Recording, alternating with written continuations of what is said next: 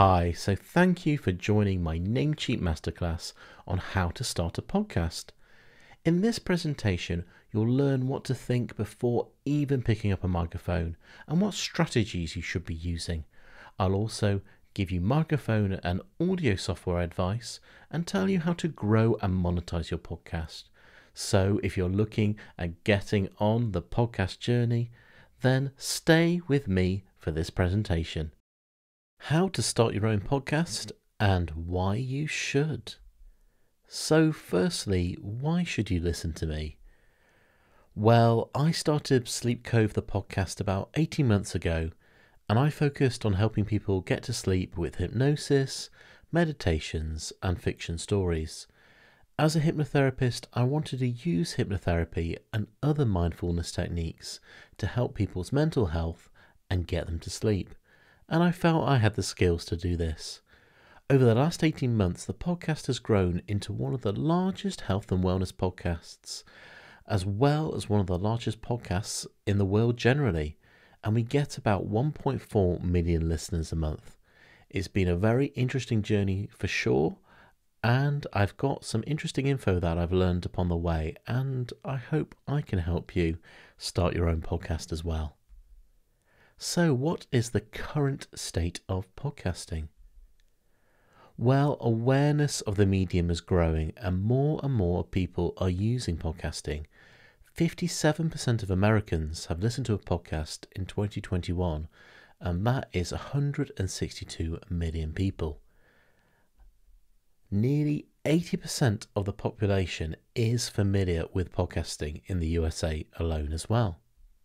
There were 2 million podcasts in 2021, up from 550,000 podcasts from 2018, and 47 million podcast episodes were released in March 2021, just in that month.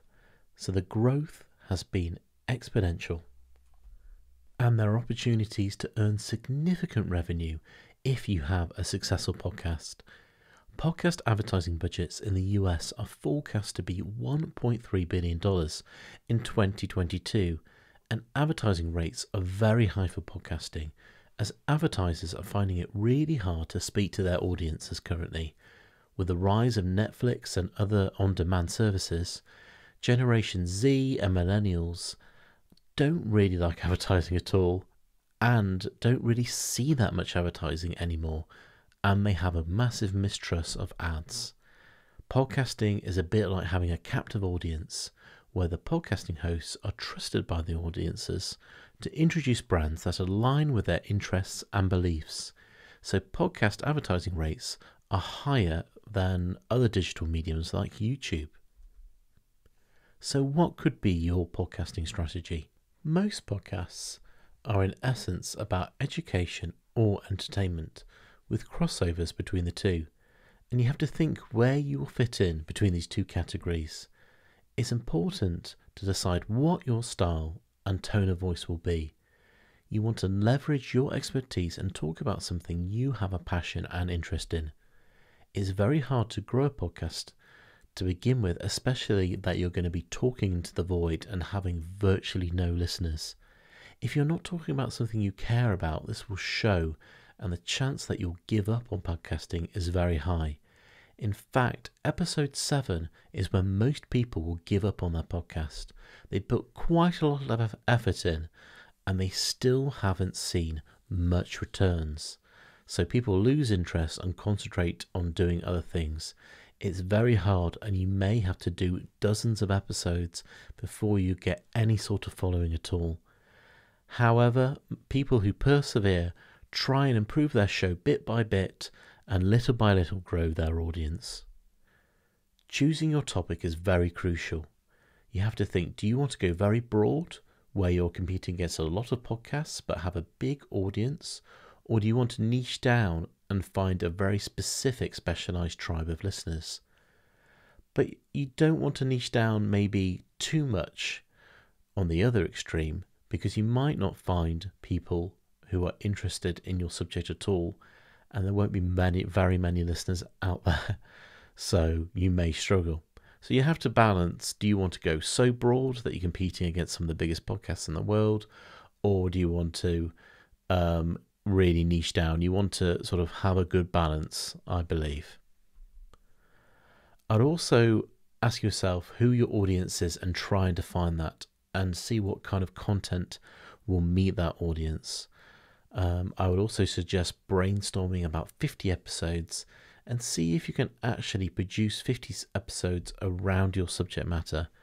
If you feel that you run out of ideas quickly, it may not be the best subject for you.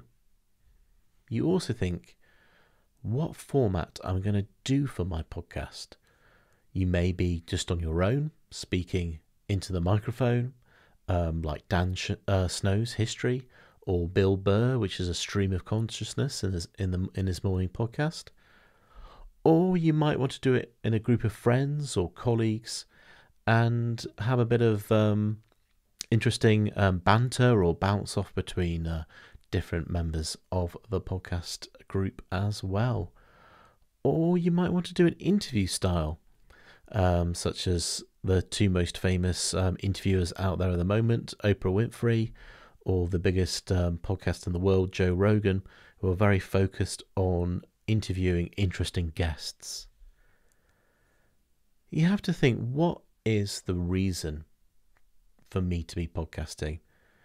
And you may say, I don't want to make money doing this, it's just a hobby. And that is great, but also, why not get paid for something you love to do or you're interested in doing? And also, the motivation to grow a podcast might be very low if you're putting a lot of effort into it and getting little reward back.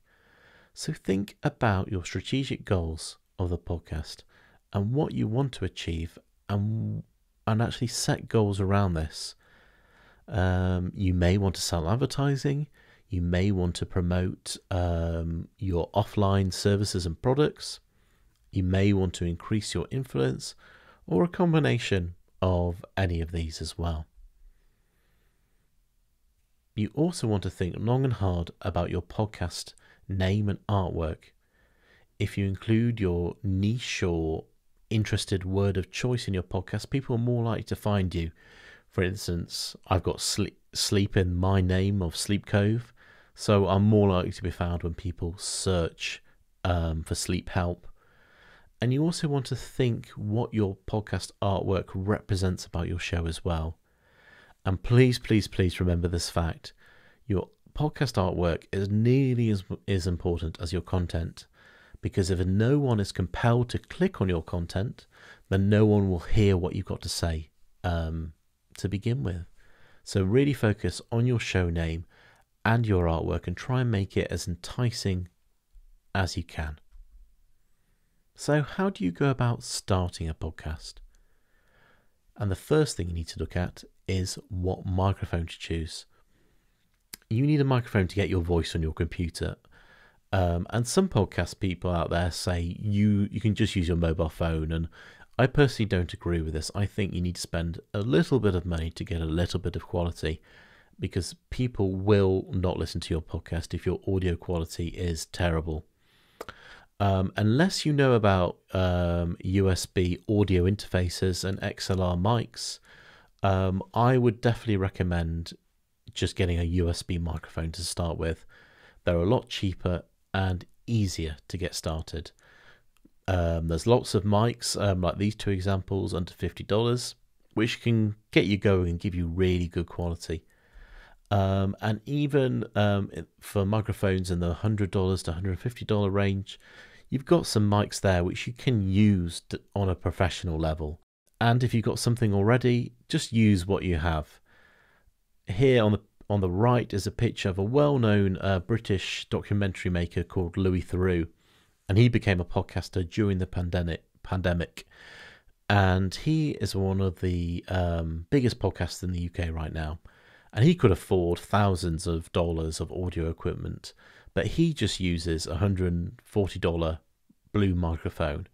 So before you go out and spend thousands of dollars on audio equipment, you can get very, very decent budget options, which people like Louis Theroux are using right now, and millions of people are listening to his podcast.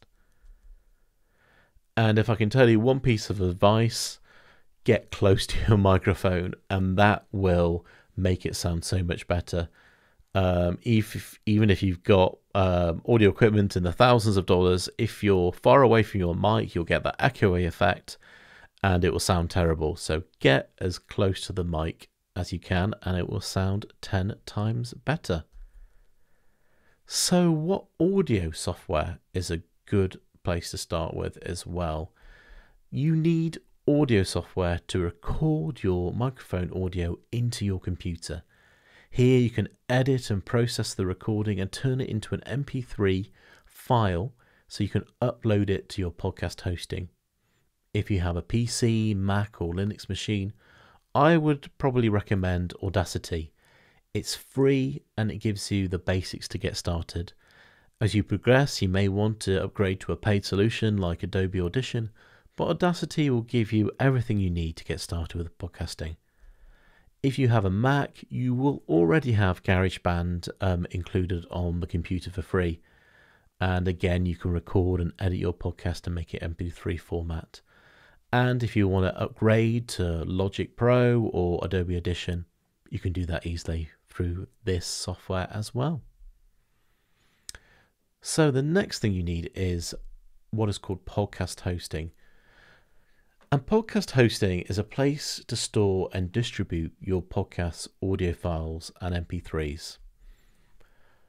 It provides a podcast RSS feed, which is basically a listing to your episodes. And what most podcast hosts do is that they submit the RSS feed to some of the major podcast apps out there. So whenever you have a new episode and you upload an MP3, the RSS feed will trigger and your new episode will automatically be downloaded to Apple Podcasts and Spotify, for example. And it's essential to get your podcast out there. Different podcast hosts provide different things such as analytics and features such as embeddable players and monetization options. And there's a lot of them out there. Anchor is free if you just want to get started without any budget, and it's owned by Spotify and it's taken about 40% of the hosting market, but there's a lot of others like Podbean and Lipsium, and have a look and see what you think meets your means, meets your budget. So moving on to monetization and how to make money from your podcast. With advertising on podcasts, there are three main ways you can do it.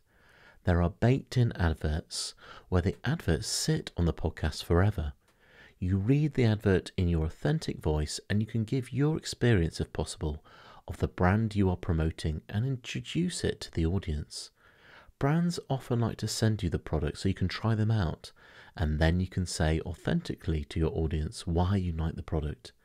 In fact, brands often like that you speak in your own voice as much as possible and go off script. These types of ads are generally the most expensive ones as they are permanently on your episodes.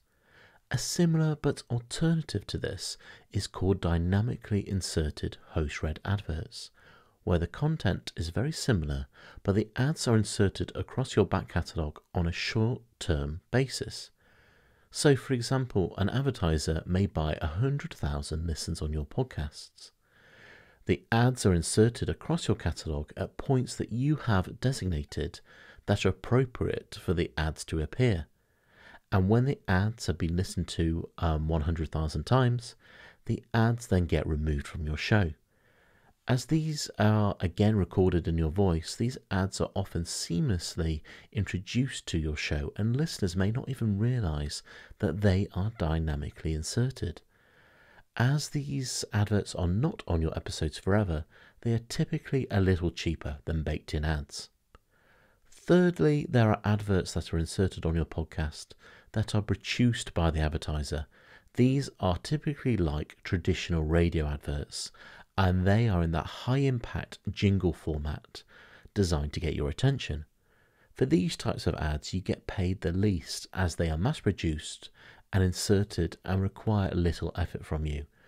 Audience members tend to find these ads the most annoying as they are not in your voice and are obviously inserted.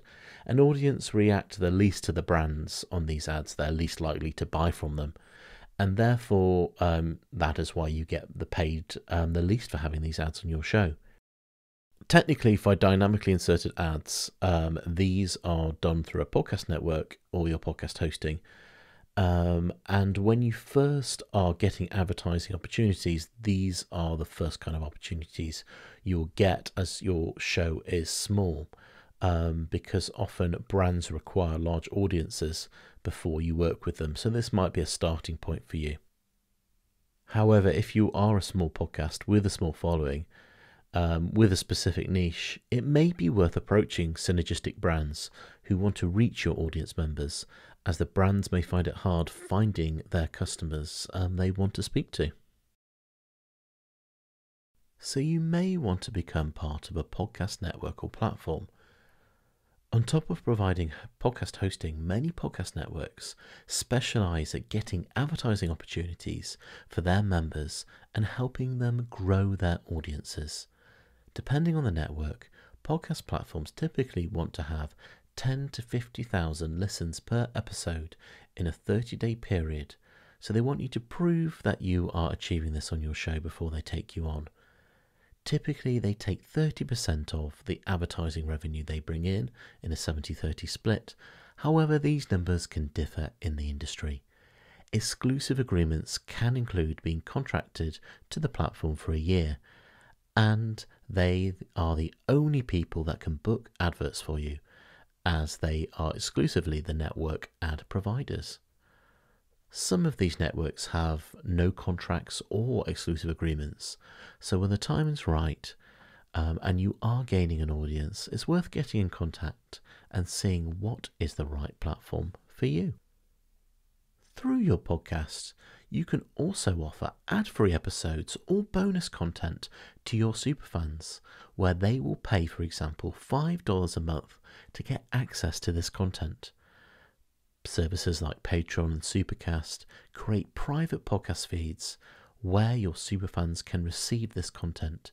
It's very easy and doesn't need any technical expertise, as the platform does everything for you.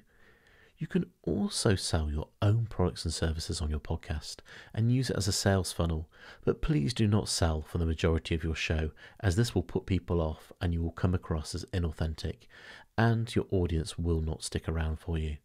But as you boost your influence, your audience will get to know you and they might be keen for the paid for added value services you can offer. So how can you grow your podcast? Well, you can do PR and press releases to your industry press and websites, and you can tell journalists through press releases that you have a new podcast or that you have an interesting guest on the show.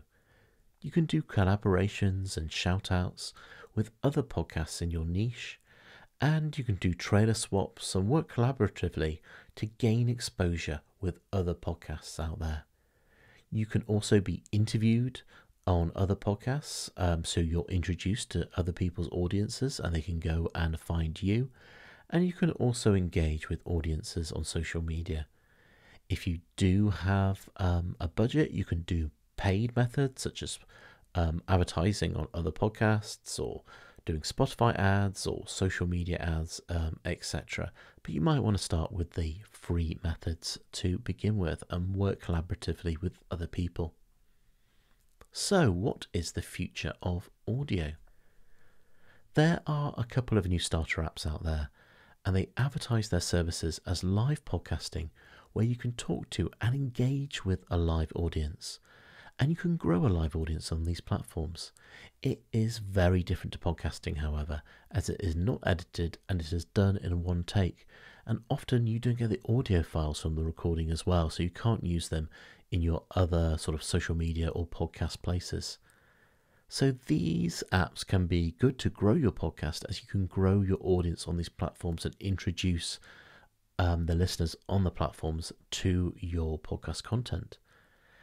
And it will basically be very interesting to see how these platforms evolve over time over the next couple of years, Clubhouse in particular has had a massive growth, so maybe this will disrupt the live audio space quite significantly. So I want to say good luck to everyone. It's very hard running a podcast. It is very difficult to set up and it is difficult to be successful. So keep that in mind before you start. And remember the statistic that most people give up after the 7th episode. You want to go in with a mindset of saying to yourself, can I produce dozens of episodes and have not much of an audience as I'm growing my podcast? And will I be satisfied doing this? Podcasting is a long-term media and you have to commit to doing podcasts regularly and for a long time to be successful in the medium. So you have to think, am I willing to grind away to build this audience? As you work on your podcast, you want to continuously improve and make sure that every episode is better and better than the last one, especially if you don't have an experience in making audio content. I didn't have any experience and the learning curve was really large for me. But as time goes on, things got easier as you become more familiar with the software and speaking to your audience as well. And your experience grows and you will feel more confident with it. There are a lot of successful podcasters out there who openly say that their first few episodes weren't very good because they were learning as they go along. But they force themselves to get better and improve their presenting style. And the more times you do something, the better you will get at it. Podcasting is very rewarding when you meet really interesting people and have an audience you can engage with that like what you do and respect what you do as well. So I wish you all the best of luck on your podcasting journey. If you have any questions, you can follow me on Instagram and ask me any questions on there. So I wish you all the best and thank you for listening to this presentation. And bye for now.